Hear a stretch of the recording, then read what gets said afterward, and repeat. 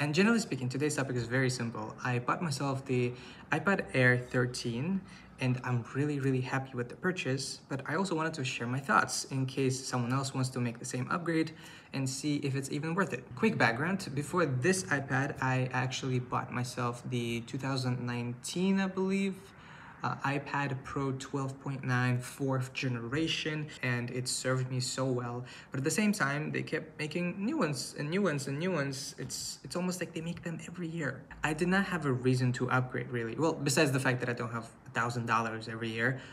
Besides that reason, I also didn't really want to upgrade because the iPad Pro was so powerful and I really didn't use any of it because I was mostly just watching videos and focusing on art. So why would I even upgrade in the first place? Well, there are mainly two reasons. Who starts a fire at 11:40 a.m.? The iPad Pro was the only way you could get yourself the super gigantic 12.9 size for the screen, but this year they changed it. So you can get yourself the iPad Air 13 inches, which is really 12.9, which is really 13 on the spec sheet. I don't know why they're doing this. 13 does sound nicer, but it does get confusing for people. They thinking they're getting a better deal, but not really. It's the same size. I compared it. And the second reason is, of course, this beautiful Apple Pencil Pro.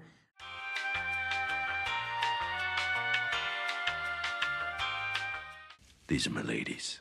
You know why we call her Brianna, right? No. Yeah, it's a long story. Teresa. This is Teresa right here. Now, is Teresa, is that your... Dirty girl. Leah. I'm gonna say that one more time. Leah. Oh, yeah. That's a sweet lady. Polishing your trophies again? Mom, I wasn't polishing. I was talking to my friends.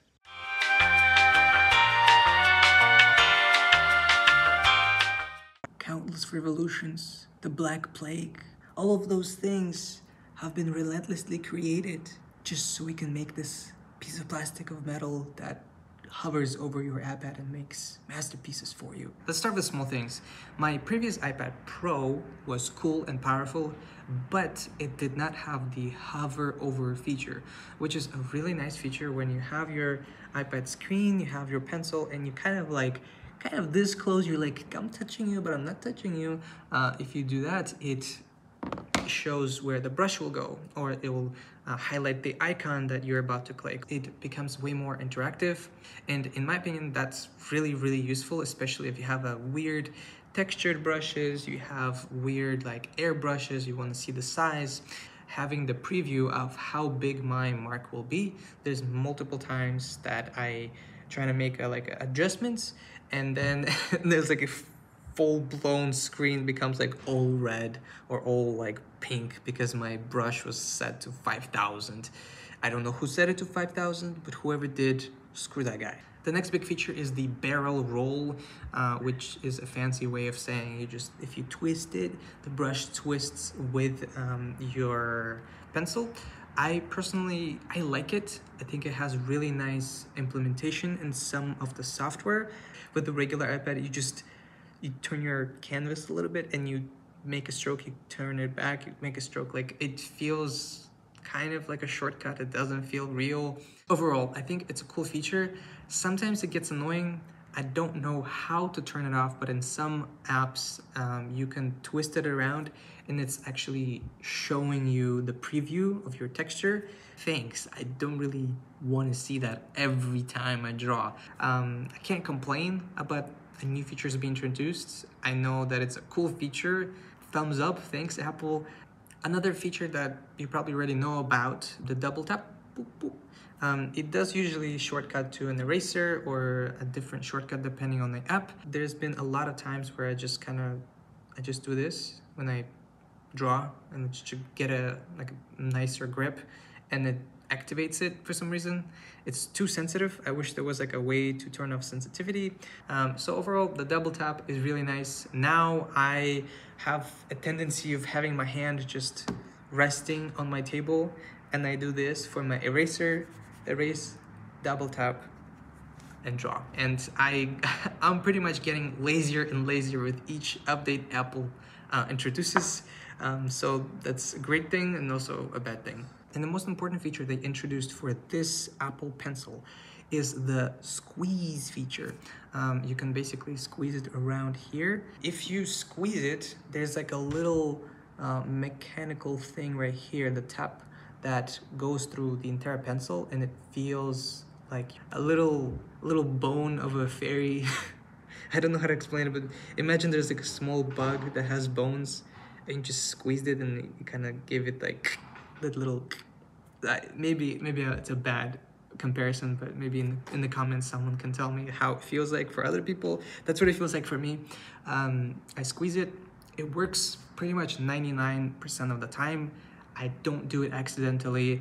It does work, and a lot of times you can shortcut it to a menu. You can actually customize it compared to like the double tap. And even Wacom still has like the most expensive displays ever. It has plastic buttons that feel like 2003, basically. This was worth the wait.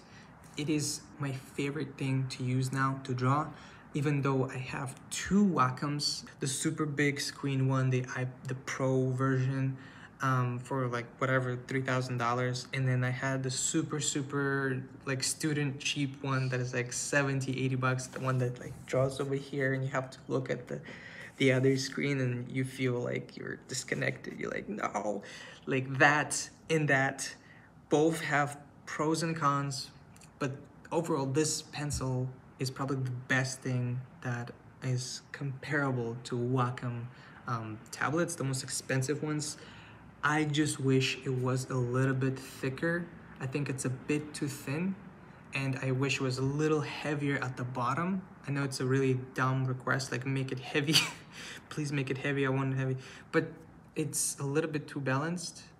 Wow, first take, nice. I know it sounds dumb, but I like when my things are heavier at the bottom. So just to go over the differences, the old iPad Pro 12.9, 4th gen, and the iPad Air that I have right now, the biggest difference would be the screen. So yes, they are the same size, but the iPad Pro does have the Pro Motion technology, whatever they want to call it. Basically, it's a 120 hertz screen. It's super cool, super awesome, but personally, I just draw on my iPad. I don't really do any gaming or anything else. So for me, it doesn't really make a difference. I think that paying $400 extra just for the super fast display is not worth it, but that's one of the differences between the old iPad and the new one that I have. The other one is obviously the chip. So the old iPad Pro that I had used to have the normal Apple chip, the A1516 Bionic chip, whatever transformer bullshit they name it now. It's a bunch of numbers, and right now I have M2, I believe.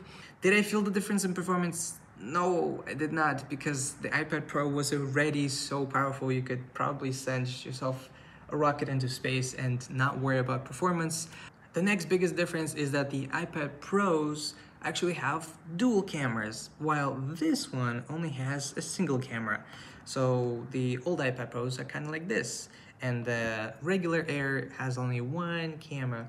And whoever films their videos on the iPad, besides me right now, I feel so sorry for you, because that thing is so heavy to film anything. You come into the store, you say, hey, I dropped my iPad. Like, how did that happen? Well, I was filming on my iPad, and then they just start laughing in your face. That's what every Apple employee should be doing, in my opinion. Like, why would you ever want to record videos on your iPad? So for me, the downgrade of having less camera is cool, because I think it makes it cheaper and maybe it makes it lighter. I don't know, camera's probably not that heavy, but overall this iPad is gonna be a little bit less heavy, because you get 25 grams less than the iPad Pro. And right now this iPad that I have is going to be 618 grams, or if you want to go fancy and royally, a cup of noodle is about 100 grams. So if you stack 6 of them and you put them together and you hold it, that's gonna be about the size and the weight of your iPad. But if you want to think of it in practical ways, you can put it in your backpack and barely feel the difference. That's gonna be fine. At the same time, if you have your Friday night out, pig out, you're in your bed, there's double Coke and Pepsi Sprites with like hot Cheetos and like a bunch of snacks and Fruit Loops and everything, and you're trying to see the new Game of Thrones season or whatever kids watch these days, I don't know, Breaking Bad. You have it right there, and you try to not just hold it and eat it with one hand, and that is going to be too heavy, in my opinion. You will need a case that will like fold itself into infinity, and you can put it on your bed. The next big thing that I noticed, I completely forgot about this, the iPad Pros have the Face ID, but the normal iPads that are regular, they don't have that. They have the touch. I much prefer the finger over my face. That sounds so weird when I said it out loud.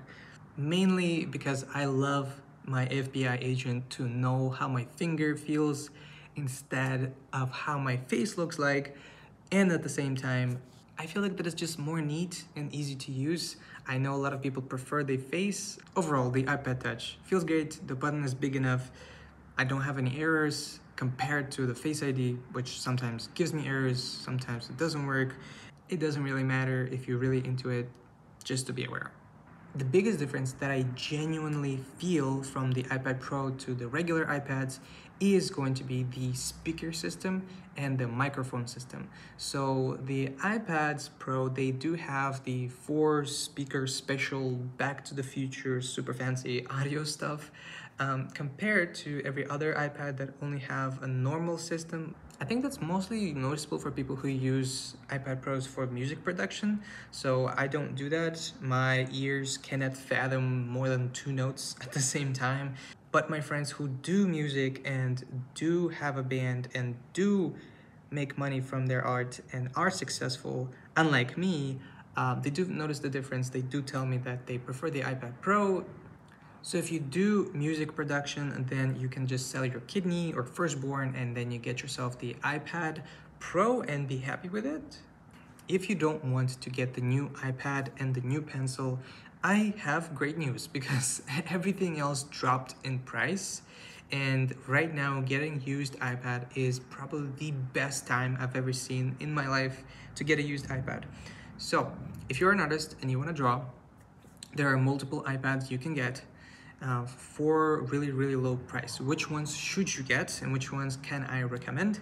Overall, I think this is the 3rd gen Apple Pencil. Do you need it? No, you don't. The second one is really good, and the first one is okay. Personally, I don't recommend it anymore because it's so old. It's especially the charging through the butthole. I don't recommend it. So you're gonna aim for Apple Pencil 2. I looked up all the Apple Pencil 2 supported iPad devices. You can look this up online. So there are quite a lot of iPads that are supported with the Apple Pencil 2. There's iPad Air 4th gen and up. There's iPad Pro 12.9 3rd gen and up, and iPad Pro 11 inches 1st gen and up. You can get any of these. They will be supporting the Apple Pencil 2, which I think is the best value Apple Pencil right now. The other suggestion I can have is don't buy the oldest version. So let's say the iPad Pro 12.9. 3rd is the oldest one you can get. In theory, if in a year or two they update the iPads, that last one will be dropped in terms of support. So you can get the next one and be safe for at least 2-3 years. So for the iPad Pro 12.9 inches, it'll be 4th gen, for example. That will be the cheapest one you can get right now. In terms of value, in terms of support, you can get yourself like Pro Audio, Pro Motion Display, everything is included.